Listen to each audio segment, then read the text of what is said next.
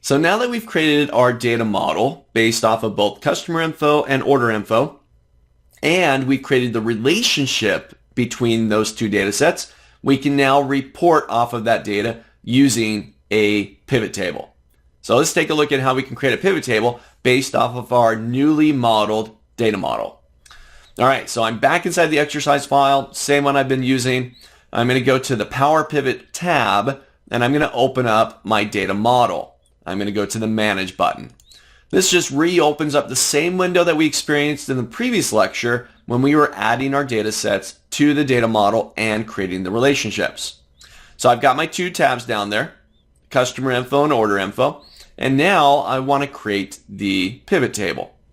So up here on my Home tab, top of my screen within Power Pivot, about halfway down, I've got my pivot table tool. So I'll give that a click, and I'm going to create a new pivot table.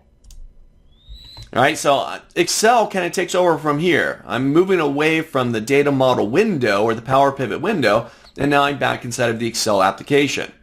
Looks a little bit different than what we experienced creating the standard pivot table, but first step, I'm going to tell it, hey, I'm going to put this into a new worksheet. I'll hit OK.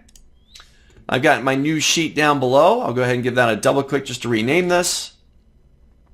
Let's double click that sheet 7 or whatever number you got there. And I'll call this model pivot table, just so I recognize it. This is the one we're working with. So now looking over into our pivot table field list, I can see that I've got my two tables in there. I've got the customer info table with all the fields from that customer info section. And I've got my order info table in there as well with all the fields from that table. And they're related to one another. Let's just try creating a simple pivot table based off of these multiple sets of data through our data model. So let's say from the customer info table, I'd like to get their country. I'm just going to left click, drag that to the rows, and I've now got all the countries for all my various customers. All right.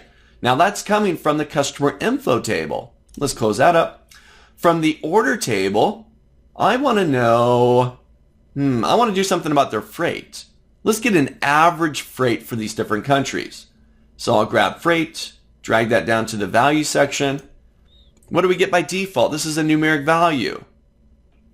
Didn't average it, it summed it. Look at that, sum of freight. That's great. Now I've got total freight by country. Two different data sets, one from customers, one from orders. But because of the data model, we can combine them, create the relationships, and then report off of it. Now, you know what? I don't want sum of freight. Let's change that. So I'll give that a left click. Let's do value field settings, and I'll change that to an average. Let's find out our average cost for freight for these different countries for our different customers. So it's as simple as that. But a very powerful tool that we can grab data sets or lists, whether they're from Excel or from some other source, some other database, online services. We can create relationships between them, and now we can create our pivot tables. So try this out.